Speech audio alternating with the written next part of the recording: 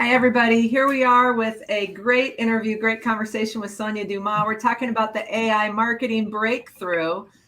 And today we are going to really talk about, have a conversation about really using AI in a way that elevates your campaigns. It really helps you achieve more, do better, and all of that. So that's what we're here to talk about. Welcome, Sonia. How are you today? I am well, Kim. So great to see you. Yeah. Now, Sonia, actually, I'm going to have you say who you serve and the target audiences you're after and all of that, and then I'll do mine, but go for it.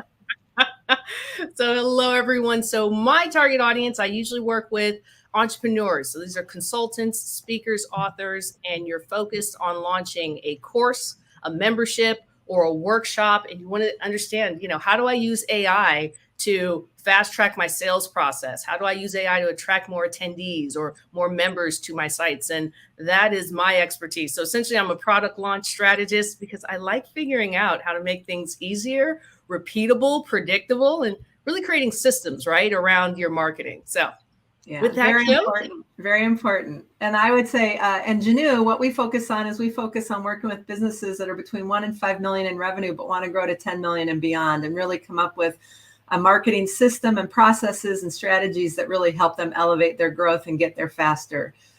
So that's where we're focused. And I've known Sonia for many years now. And I will say that it's going to be a fun conversation because we've both been exploring this whole world of Chat GPT and AI and all of that. We're not going into the basics. We're going to dive right into the value. So why don't we just jump into this and talk about what AI can do to help get clients? One of the things I see AI is helping make strategy so much more easier, better, and faster. So, Kim, I believe at the beginning of the year, we were talking about this earlier, you launched a survey. Maybe we can kick off with that. Oh, yeah. Let's talk about that survey and the disconnect. That's then right. We can dive into what that means for AI. You bet. It leads right into this. So at the beginning of the year, we did a Marketer's Outlook survey. And what we saw was we said, how well do you understand your perfect potential customer? And people, a lot, the vast majority, somewhere between 8, 9s, and 10s. And then a question we had was, how well are they engaging with your messaging? And that was where we were like, what? Because we had a lot of 4, 5s, and 6s.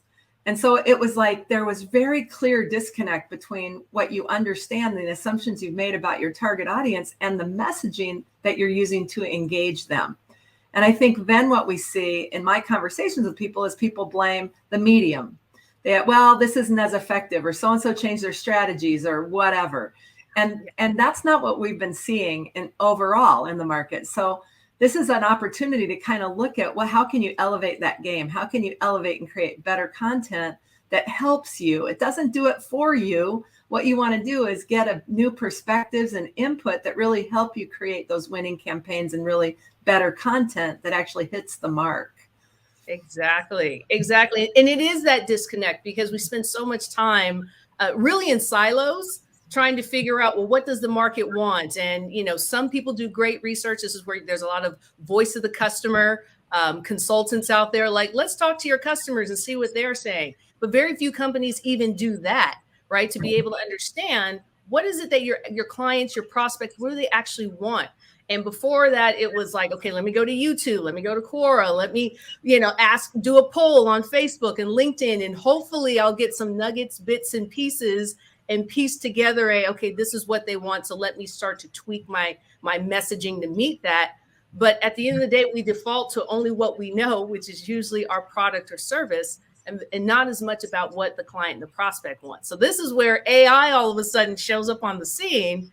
And now you have 21 years of human history that it can analyze, at least 21, right? It's often, at least, Chat GPT thinks the world ended in 2021, at least for now, until they get it, up until real time. But the idea is that every tweet, every post you've ever made, every emotional piece of content you've ever put out there, now you have Chat GPT, Jasper AI that can analyze that data, that information, and inform us as to what do real estate agents want? What do CEOs of $10 million companies want? What do, moms with kids who are homeschooling and they want to have a side business? What's important to them? All of a sudden, you can get that information in like 60 seconds or less. And then that informs your strategy and your messaging, and things get so much better and fun after that. Right. And let me just, and then when you look, and a lot of people have looked at some of these, you know, the land grab for AI Chat GPT prompts, and you start to buy those and you think, okay, $27, $37, I'll buy those. And then you get them 10,000 prompts and it's like, wah, wah, you know, it's just, it's like, if you don't get, you know, it's like everything's great and there's a couple words and then it's like insert here, you know, your target audience, or insert here, big benefit, or insert here.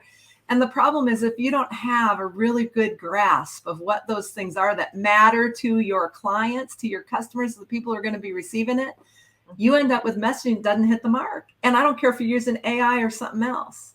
Right. Right. And, you know, a lot of these prompts, so I've collected well over 1,000 of them, because when things started coming out, I had free ones, I paid for ones just to see what is it. And it's a lot of it is if it's not a marketer who created it, a developer created it, right? Like, to your point, insert client, insert pain, insert benefit, insert feature.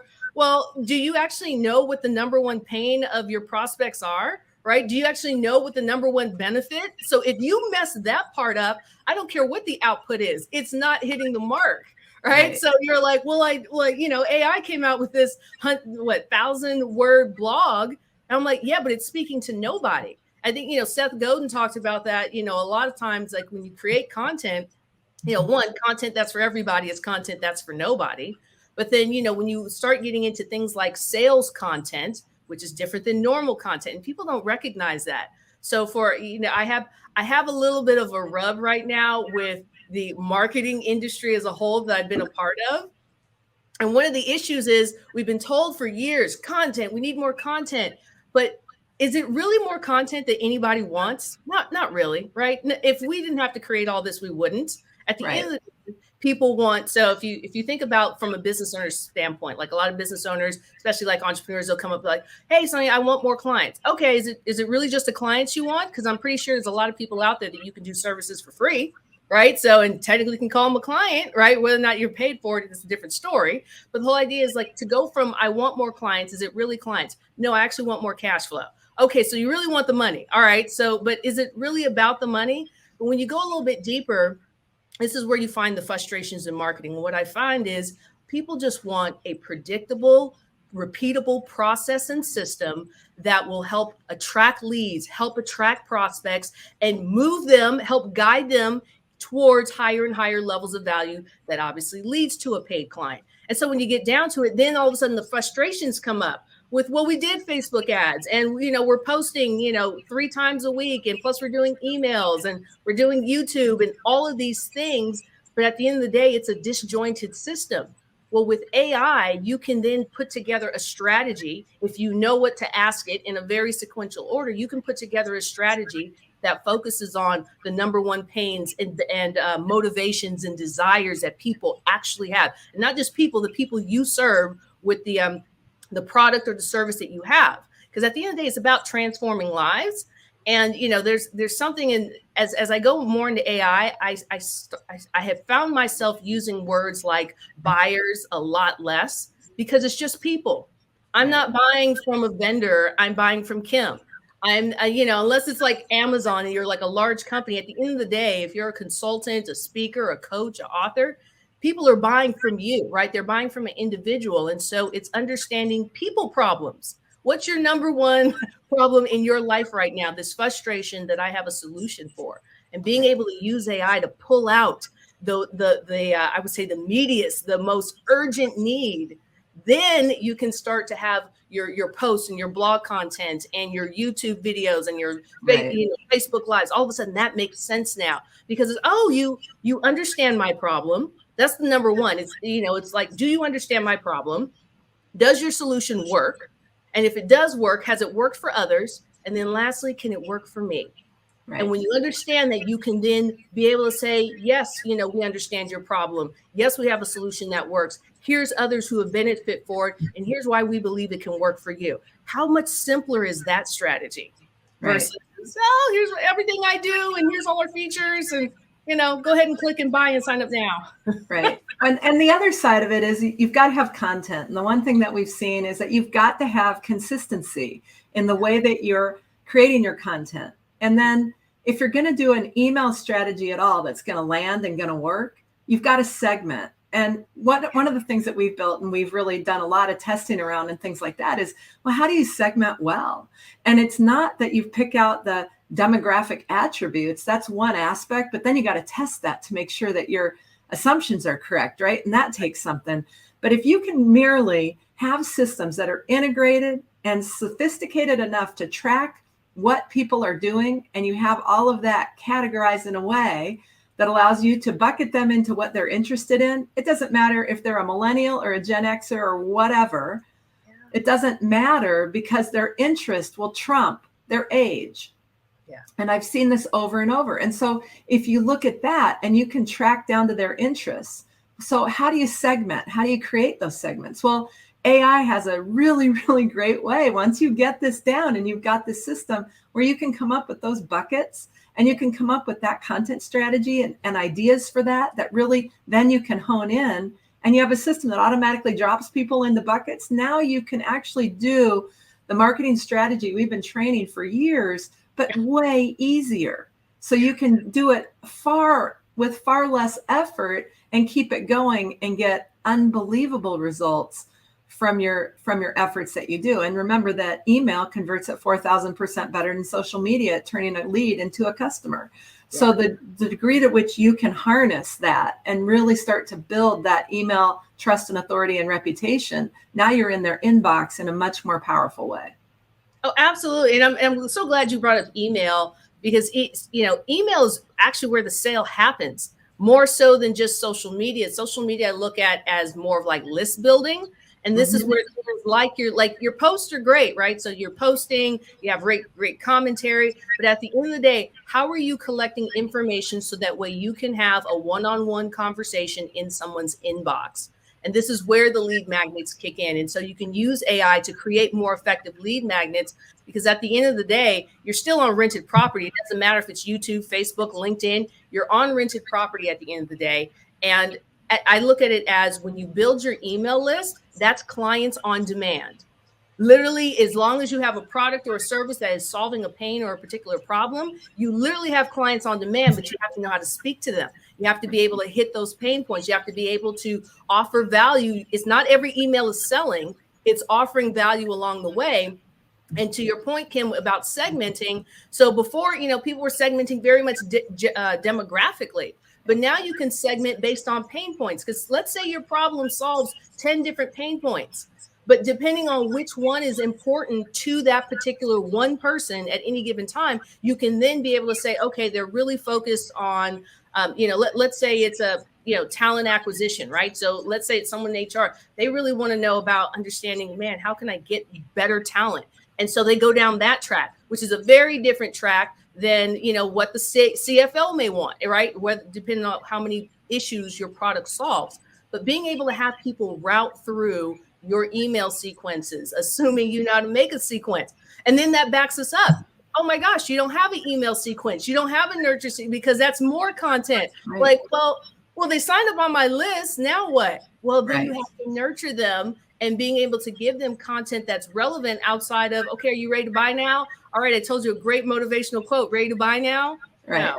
Yeah. Then you're the whole story about, the difference between humans and dogs is that a dog, you throw the ball and the dog goes and gets their toy. They bring it back and you're like, okay, I'm done throwing it. And then they wait for a little bit and then they'll bring it back and they'll be like, are you ready now? And they'll bring it out. And are you ready now? And they'll bring it back. And the only difference between humans and dogs is that dogs will go from failure to failure with no loss of enthusiasm. Human beings will end up going, okay, 3 times of a no, even though it takes 5 or more times of touches and things to get people to buy, they'll stop then. But then if all you do is say, you want to buy now? Oh, I've got this great discount. You want to buy now? You want to buy now? Now they've gone deaf to you. And the worst thing in email is to have people go deaf, but not unsubscribe from your list, because now the email engines are paying attention. They're not opening your email. It's the slow drift to the spam box. Mm-hmm. And pretty soon people who've subscribed to you end up in their spam box because they're stopped opening your emails and stopped even looking at them because you're not giving them anything of relevance to them. Right. So if you understand the relevance to them, then you're good. So now I'm going to shift us a little bit, Sonia, and I'm going to say, okay, now you've been doing some work here, and it's really exciting work, which is why I wanted to get you on here and talk. But you've been doing some work to help make the use of AI that much better in terms of how you engage your clients and giving you the tools so that you can generate the kind of content and have it be your voice. Right. So talk to us a little bit about what's that look like? How'd you do that? What's there that people can start to look forward to? Because I know I've been using it and it's really super powerful. Oh, absolutely. So it's a particular formula. And so during my journey of collecting 1,000 prompts and, trying to automate everything, one of the things I recognize, so there's two routes you can go with AI right now.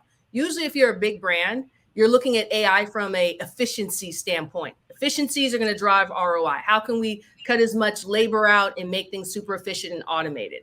But then if you're more of like the solopreneur or entrepreneur, chances are your focus with AI has to be content, because it's that content that's going to lead to clients and engagements and growing your email list. And so with all those 1,000 prompts that I had, what I found is like, this is all disjointed, like, unless I had a strategy. So it was literally like a couple months ago, I was going through and I was like, you know what? That's nice that, AI can write me a blog and an article. They can give me a video script. That's wonderful. But I'm like, where does that lead? And so step by step, I started to take different prompts and I started to make them my own, because what I recognize is most of these prompts that are out there, they're written like by developers. I mean, it is so generic and horrible in my opinion. Like it's horrible because at the end of the day, it's like, well, insert pain point. Well, what if I don't really know what's the number one pain point? Then now I have a problem. Now my assumption is starting off wrong. So whatever content Chat GPT gives me is not necessarily going to resonate with what my client wants. It's going to resonate with what I think they want, which is the problem, which was the problem before I even used AI. That's right. That's right. So I'm back to square one. Now I'm just taking more of my time trying to make AI do what I was doing incorrectly for the first time. So anyway, so I took a step back and I started to first organize my prompts in a certain way to say, okay, if I was going through the buyer's journey, what do people need to know at the awareness stage, the consideration stage, the decision stage? And so that was like first, like the high level. But then I was like, okay, so at the awareness stage, what do they need to understand, right? Like, are they oblivious to even having a problem? And do I need to then spend a lot of content and create a lot of, utilize a lot of time saying, you have this problem, you may not know you don't have it, but I know you have it. So here's what you need to know. Or are they more in the consideration stage where like they know they have a problem and now they're looking for solutions? Here's a little bit of a hack. If you're going to focus on being able to attract clients, focus on the consideration and decision stage. People who are already aware that they have a problem and that they need a solution. If you focus on the oblivious, that's a lot of content and a lot of wasted time. Let them move themselves forward. Like, you need to help people self-select. So, hey, I don't have a problem. I'm good. My sales are wonderful. Things are fine. Great. I'm not going to try and convince you otherwise. But if you know you have a problem with sales, if you know your pipeline's empty, if you know your runway of investor funds, right? Round A funds are like, your ramp is getting shorter and shorter and shorter. Those are the people that you talk to, the people that know that they need help and that they're engaged in their own solution.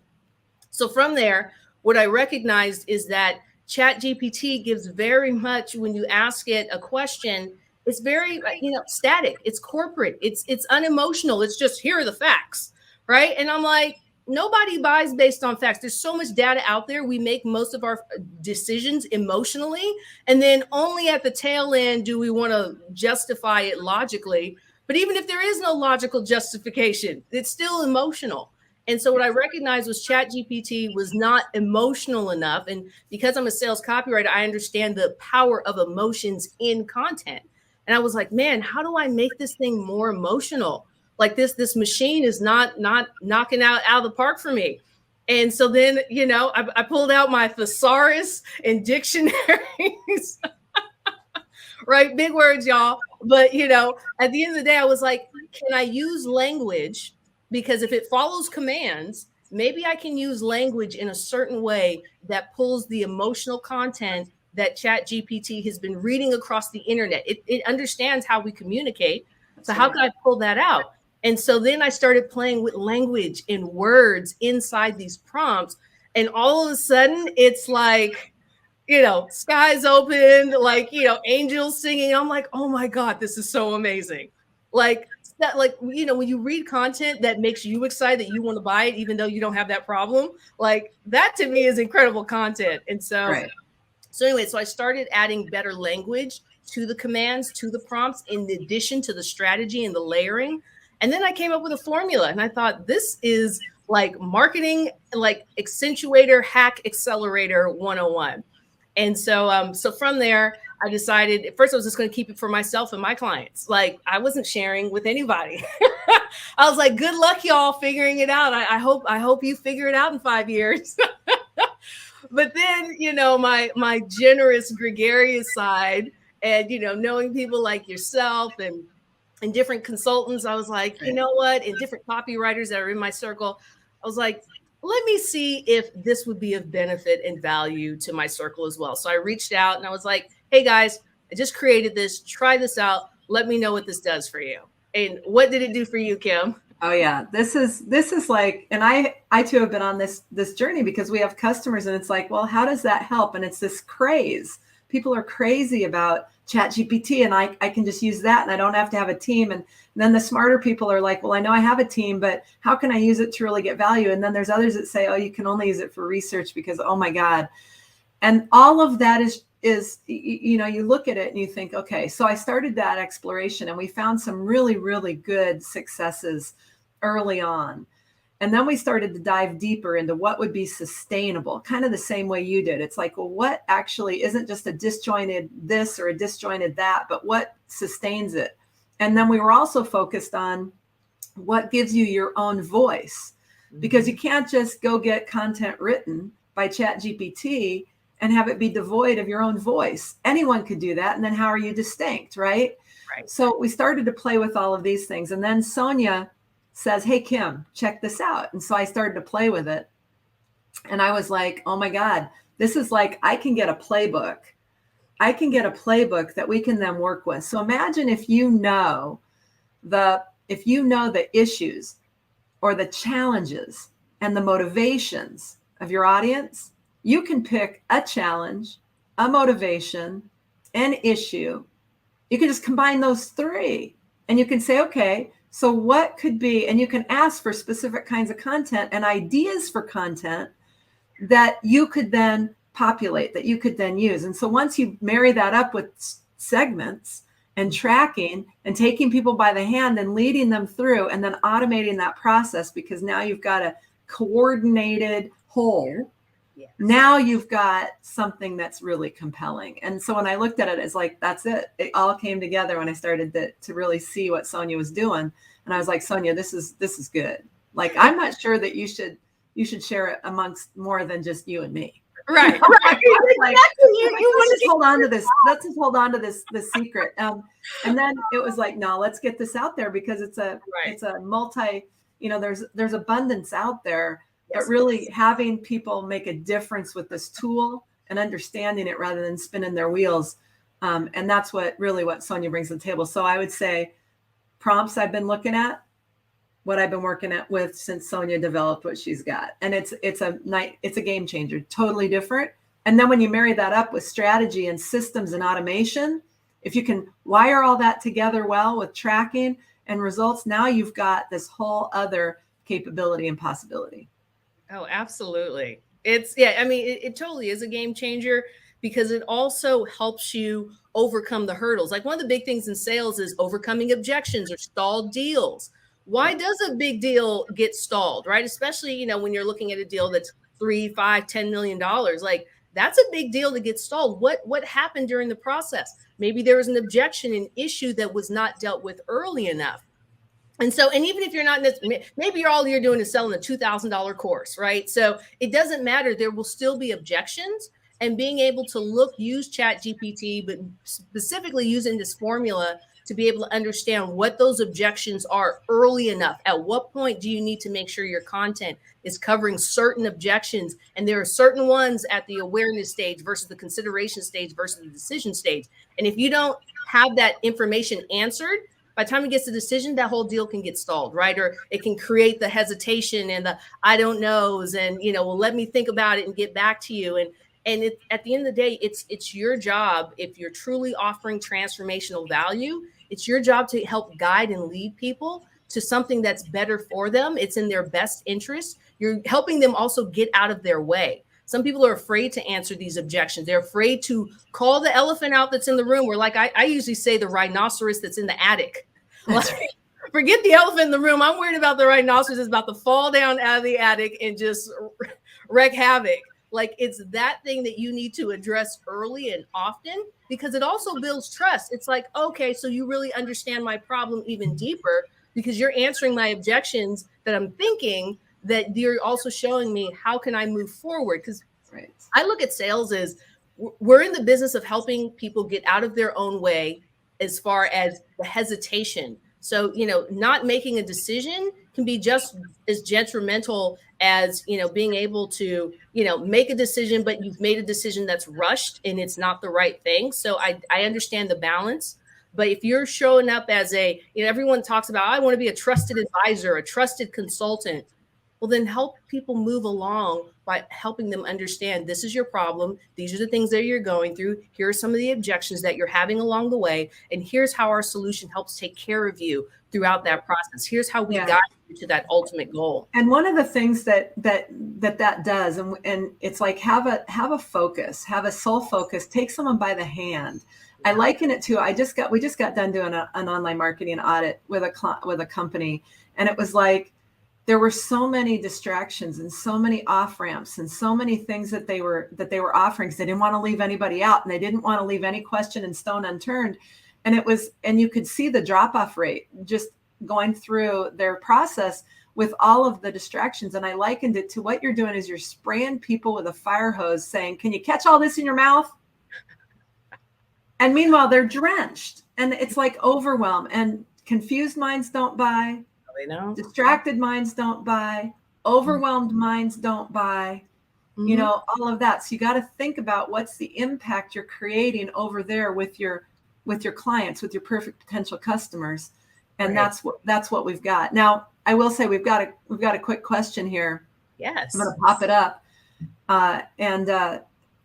And Dom says, love it. How closely related is this to the value proposition canvas? Now, I believe the value proposition canvas is, kind of walks you through like, what are all the different things? And I think I've worked with that canvas. This is, gets you from what's your target audience? What's that niche? And it's not, all women over 50, or it's not, it's not just that broad niche, but it's really, you can nail it down into what your niche, what you do better than anyone else in the world, and the customers that you solve or that you serve in that. And then what you do is you take that and you look at your biggest benefit or your product, and you combine that together. And now you can start to see, if you know this product target audience and you know what it is that the product does, then what are the issues and challenges related to that thing that this target audience has? What's going to be, given their world of it, what's going to be that? And so it helps you really hone in on that. Did I get that right, Sonia? You can probably say it way better than me. It's okay. Yes, you did. And so the way I look at it as it's a combination. So on one end, your product, your service, what you are absolutely amazing at as far as what your transformational value, right? So you have that over here. But then over here, you have your clients and prospects, their number one pain and problem. And what this formula does is help merge the two. Where's the intersection between what your value is and what they're looking to solve? Because unfortunately, some of us have services and products that, yes, it solves a problem, but it's not the number one. It's not the number one pain. It's not the number one issue, but it may solve a part of it.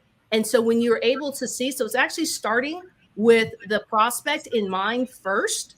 and then working backwards to understand, well, what do I have that I've already created that can add value to that problem, that pain, or that motivation? And then you may discover, oh my gosh, what I'm offering does not answer that pain or problem, and I need to create something new. Or maybe I need to tailor my 12-month program into a 4-week program that answers that one specific objection or that one specific problem that they're having. Or maybe they have a certain desire or benefit they want to achieve. So it's really reverse engineering what, instead of going from I have a product and I want to sell it, it's people have a problem and I want to see which parts of my products and services can solve it. Right. So it starts with the person in mind, not so much what you have to offer, because what you may have to offer may be disjointed. Like, that's the reality. Like, how many people have created products and services that nobody bought or very few people buy? And they're like, well, I don't understand. Why aren't people buying? Why aren't people buying? Because it's not solving what's important to them. Simple. Right. The market will tell you what's important to it. And if they're not buying, there's something really wrong on your side, but no one wants to admit that part. It's like, but I wasted all this time and this money and this energy and all these hard costs that went into it. Yeah.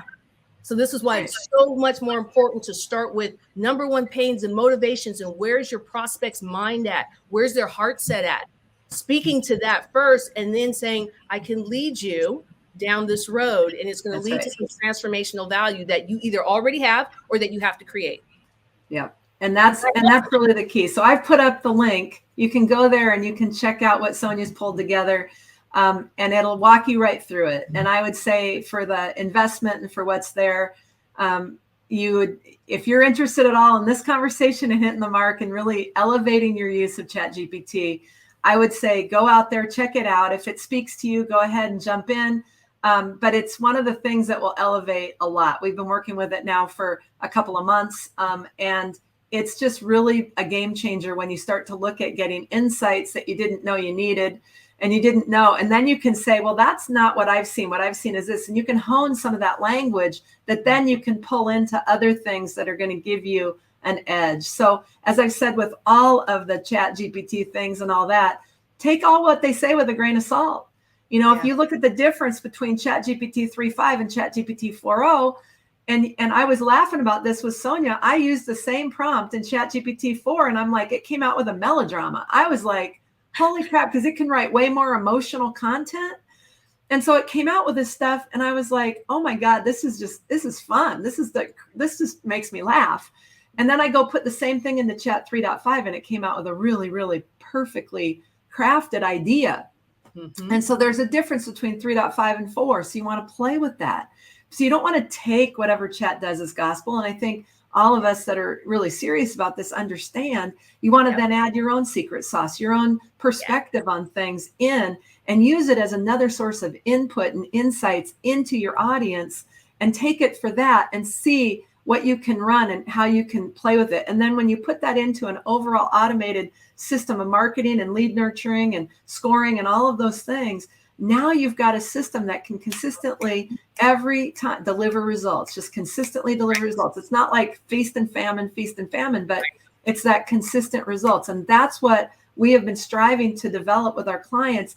And we've done that, but now Chat GPT gives you a whole nother edge in getting that done more easily. Right. And that's what really that value is. So at any rate, I want to really thank Sonia for all of your stuff here. And Sonia, what else would you like to say about all of this and leave people with?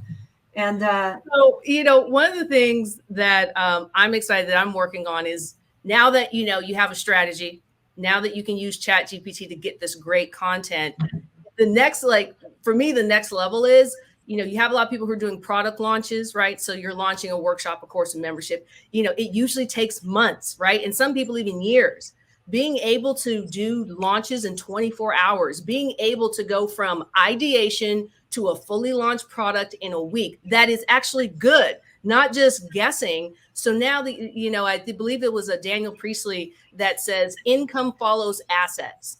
So then the question becomes, well, what are your assets? Being able to utilize this formula to understand these are the problems and these are the assets I need to create. and you can do this and launch it in a week. To me, that's like so many new services are about to come out. Or if you're a consultant and you're like, well, no one's really buying this service, but you can use Chat GPT to find out what other services you can create. So, and you can launch it because you now can have the content as far as the pre-launch emails. Then there's the launch emails. Then there are the affiliate emails. Then there's all the social posts and the video scripts.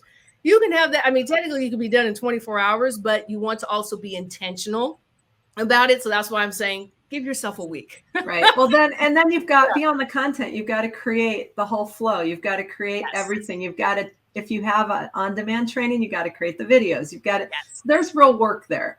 And I know that we went, and it took us, when we first came out with Email Expert Academy, we came up with all the launch for it, and we had the outline for what the classes would be, because it was an 8-week program. We sold it first. And once we had that original success of selling it, then we had 1 week to develop the first week's lessons. And we did that every week before we actually went along, and we looked at what people had consumed and what they had done and what would make the biggest. And we followed down through our syllabus, and we completed our 8-week program. But it's not like it's going to evaporate the time, but it will definitely get you out of the blank canvas, staring at like, how should I do this? What does it need to have in it? Oh my God, well, maybe I'll do this instead, and all of those sorts of things. So that's for sure on a course creation, on a product launch that way. But I also know that the more ideas and more solutions and services you generate at velocity, the income also can come. When you can give yourself tools to work with velocity and move, you can test more, you can prove more, and you can have more success. And that's the way that law works, you know? Exactly. I mean, it's basically, I look at it as you're offering value faster. So that way, I mean, and for some people that may speed up their decision process. So maybe it would have taken them 4 weeks because your content was a little bit all over the place and disjointed. But if it's super specific, that 4 weeks maybe gets truncated into 2 weeks. You know, one of my mentors talks about wealth has a need for speed and velocity and consistent movement. Yes. And maybe that's why we've been, kind of stuck, because we're offering a lot of bits and pieces. I tell my clients, what are you interested in? Are you interested in being a library where you have a lot of great information, right? But like, who's flocking to a library? Very few people, right? Or are you interested in being a shopping center? More so where we have a lot of different things that cater to you. This is why casinos do so well. They have a lot of things that cater to a lot of people, and it's by that volume that they're able to be very profitable. And so there's economies of scale that happen when you're able to fast track how long you can create the right content and then create the strategy that supports that, versus guessing and, well, I hope it works, and then it doesn't. And when I say it doesn't work, all work works. There's no such thing as something not working. The thing is, it taught you a lesson. The market is always teaching us a lesson about it, what it does like and what it doesn't like. And at the end of the day, that's people. And when you start to speak directly to what people want, they'll move. Like in an instance, and then you hear things about, oh my gosh, that went viral. Why did it go viral? Because it spoke to something at a heart level, or at least at a mindset level. So anyway, so I love what AI is doing, and it's like absolutely incredible, but you do have to make it yours, and there's still work involved. It's not just click a button and all of a sudden cash flow is going to come in. When you hear these posts about, oh my gosh, I just made all these sales because of Chat GPT, if you take a moment to think about it, it's chances are they had a strategy and they created some content that activated people to buy. That's what it means that Chat GPT made me rich. It's more so, I mean, it's a little bit of a play on words, but if you think about it, chances are there was a strategy and there was content behind it that activated people to make a decision. That's correct.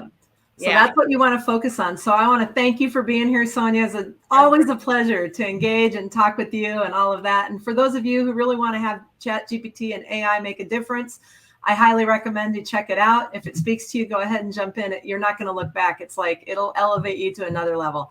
So until next time, love it. You guys go out and do your best and engage your market differently. Don't do it the way everyone else is doing it, but get your own voice out there and get yourself moving and grow your perfect potential customers. There's no reason why people shouldn't be reaching their growth goals today, because we have it's a vibrant economy, and it's time to move. So thank you so much, Sonia. Love it. And we'll talk soon. All right. Ciao, everyone. Okay.